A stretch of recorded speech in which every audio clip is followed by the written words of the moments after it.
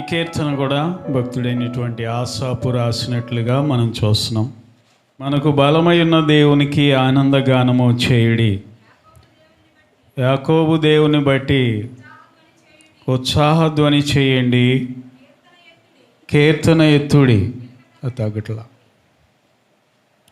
కీర్తన ఎత్తండి, గిలక తప్పిట పట్టుకొనండి, స్వరమండలము మనోహరమైన సితారను వాయించుడి. అంటే ఆసాపు దినములలో ఇవన్నీ వాయిద్యాలు ఉన్నాయన్నమాట. వాయిద్యాలు పట్టుకొని వాళ్ళు దేవుణ్ణి ఆరాధించారు. ఏంటంటే అది గిలక తప్పిట, మరి అది ఎలా ఉంటుందో మనకు తెలియదు. స్వరమండలము అంటే ఒకే వాయిద్యములో అనేక రకాలైనటువంటి స్వరములు వచ్చే వాయిద్యం అది. తర్వాత సితారాను గురించి మనం వింటాం కదా, మనోహరమైన సితారా వాయించుడి. ఇలాగున రకరకాలైనటువంటి వాయిద్యాలు వాయిస్తూ ఆ రోజుల్లో భక్తులు దేవుని ఎంతగానో స్తుతించినట్లుగా మనం చూస్తున్నాం. చిన్నప్పుడు కూడా రకరకాల వాయిద్యాలు ఉండేవి విశ్వాసుల దగ్గర. ఒక ముసలైన సంచి తగిలించుకొని ఆ సంచిలో చెక్కతో రౌండ్గా చేసినటువంటి ఒక వాయిద్యం తెచ్చేవాడు. రెండు ఉంటాయి అన్నమాట. అవి దాన్ని కొడతా ఉంటే ఒక చక్కని శబ్దం వచ్చేది. పాటలో కలిపి కొడతా ఉండేవాడు. చెక్కతో చేయబడింది, అది కూడా 2 చెక్కలు అన్నమాట. సో ఇంకా రకరకాల వాయిద్యాలు ఉండేవి. సో కాబట్టి మనం అంతా రకరకాల వాయిద్యాలు మనమే కొనుక్కొని, అర్థమవుతుందా? ఈ విజయవాడలో ప్రబోధ బుక్ స్టాల్ అని ఉంది, ఆల్ఫా బుక్ సెంటర్ అని ఉంది. అలాంటి వాటికి వెళ్తే రకరకాల వాయిద్యాలు ఉంటాయి, అర్థమవుతుందండి. అవి మనం కొనుక్కొని తెచ్చుకొని దేవుణ్ణి ఆరాధించాలంట.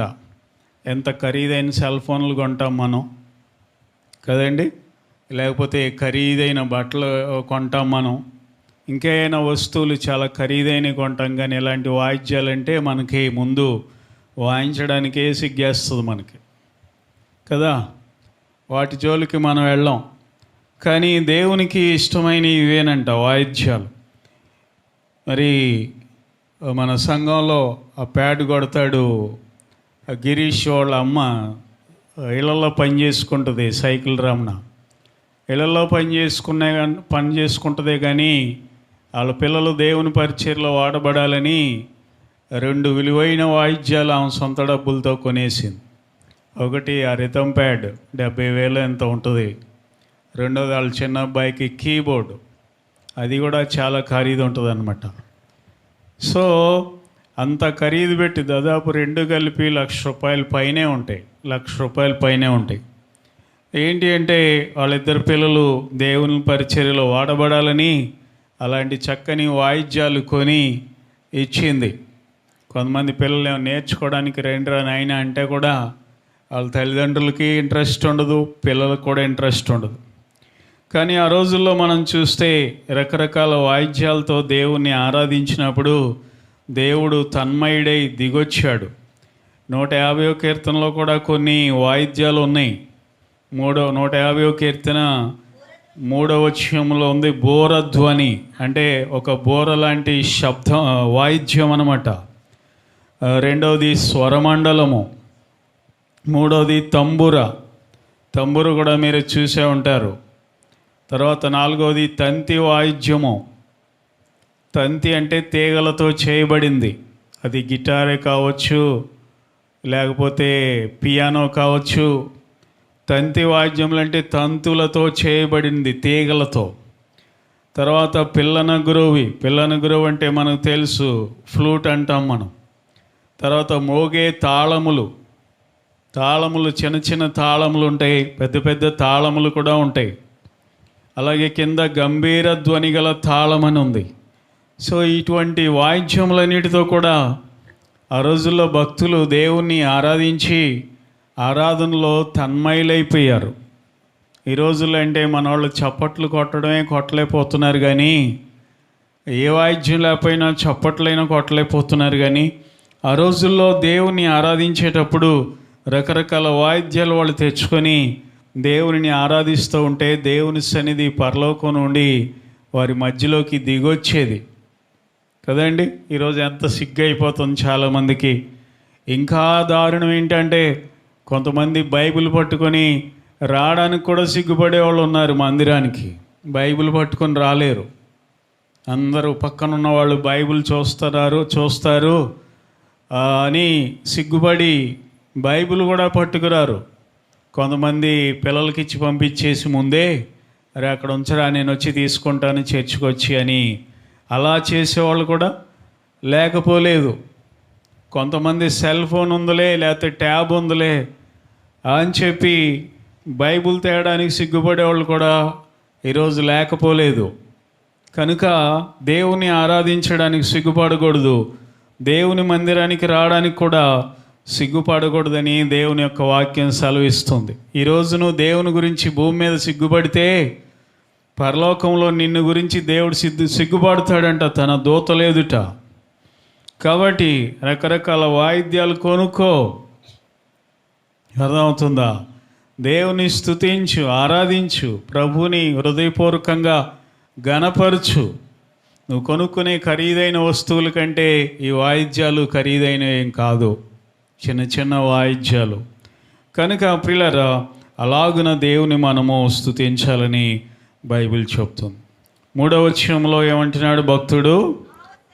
అమావాస్య నాడు కొమ్ము ఊదుడి, మనము పండుగ ఆచరించు దినమగు పున్నమనాడు కొమ్ము ఊదుడి, అది ఇశ్రాయేలీయులకు కట్టడ, యాకోబు దేవుడు నిర్ణయించిన చట్టము. కొంతమంది క్రైస్తవులు కూడా అమావాస్య క్రైస్తవులు ఉన్నారు, అమావాస్య పౌర్ణమి పాటించే క్రైస్తవులు ఉన్నారు. ఇలాంటివి మనం చేయకూడదు. కానీ అమావాస్య రోజు కూడా దేవుడు ఇజ్రాయేల్ ప్రజలకి కొన్ని కట్టడలు నియమించాడు, ఇలా నన్ను ఆరాధించాలి, ఇలా స్తుతించాలి అని. పున్నమి అంటే పౌర్ణమి, పున్నమనాడు అంటే పౌర్ణమి పర్యాయ పదం పున్నమి కదా. సో అమావాస్య రోజు మనం కొమ్ము ఊదాలంట, పౌర్ణమి రోజు మనం కొమ్ము ఊదాలంట. అంటే దీని అర్థం ఏంటంటే, అంతరార్థం ఏంటి అంటే, అమావాస్య అంటే గాఢ అంధకారం, కటిక చీకటి, తడుములాడుకునే చీకటి. అమావాస్య రోజు కూడా నువ్వు దేవుని స్తుతించాలంటే అర్థం ఏంటంటే, గాఢాంధకారం లాంటి శ్రమలు నీ జీవితంలో వచ్చినప్పుడు నువ్వు దేవుని స్తుతించాలి. పౌర్ణమి అంటే, నిండు పౌర్ణమి అంటే నీ జీవితంలో నిండు సంతోషము కలిగినప్పుడు కూడా దేవుని స్తుతించాలి. అమావాస్య అంటే దుఃఖం, అమావాస్య అంటే శ్రమ, పౌర్ణమి అంటే సంతోషం, పౌర్ణమి అంటే మేలు. మన జీవితాల్లో ఇవి ఎప్పుడు వస్తూ ఉంటాయి. పౌర్ణమి ఎలా వస్తుందో నీ జీవితంలో సంతోషం వస్తుంది. అమావాస్య అనేది భూమి మీద ఎలా వస్తుందో అలాగే నీ జీవితంలో అతి కష్టకాలం కూడా వస్తుంది. ఈ రెండు దేవుడు జతపరిచాడు, ప్రతి మనిషికి జతపరిచాడు. ఏంటవి? అమావాస్య చెప్పాలి, పౌర్ణమి. అంటే నీకు మంచి ఉద్యోగం వచ్చి బాగా శాలరీ ఎక్కువగా వచ్చే రోజులు ఉంటాయి, అది పౌర్ణమి లాంటిది అనుకో. నీ జీవితంలో ఉద్యోగం ఊడిపోయి శ్రమలు అనుభవించే రోజులు కూడా వస్తాయి, అమావాస్య లాంటిది. నీ శరీరం మంచి ఆరోగ్యంతో పుష్టిగా కండబట్టి ఆరోగ్యంతో ఉండే రోజులు ఉంటాయి. నీ శరీరంలో ఆరోగ్యం క్షీణించిపోయి రోగాలు పాలై మంచనబడే రోజులు ఉంటాయి. అర్థమవుతుందని నేను చెప్పే మాటలు. నీ వ్యాపారంలో లాభం కలిగే రోజులు ఉంటాయి, నీ వ్యాపారంలో నష్టపోయి కోల్పోయే పరిస్థితులు కూడా ఉంటాయి. దేవుని బిడ్డలారా, ఎలాంటి రోజైనప్పటికీ కూడా నువ్వు దేవుని స్తుతించాలంట. అర్థమవుతుందండి? ఏబు జీవితంలో అమావాస్య వచ్చింది ఒకసారి, భయంకరమైన అమావాస్య, గాఢాంధకారం. ఏంటి అమావాస్య అంటే అన్నీ పోగొట్టుకున్నాడు. చివరికి ప్రాణం కూడా పోయేలాగా ఉంది, ప్రాణం కూడా వెళ్ళిపోతుందేమో అన్నట్టుగా ఉంది. అలాంటి పరిస్థితుల్లో కూడా దేవుని స్తుతించాడు యోబు. యెహోవా ఇచ్చెను, యెహోవాయే తీసుకొనెను, యెహోవా నామమునకు స్తుతి కలుగును గాక.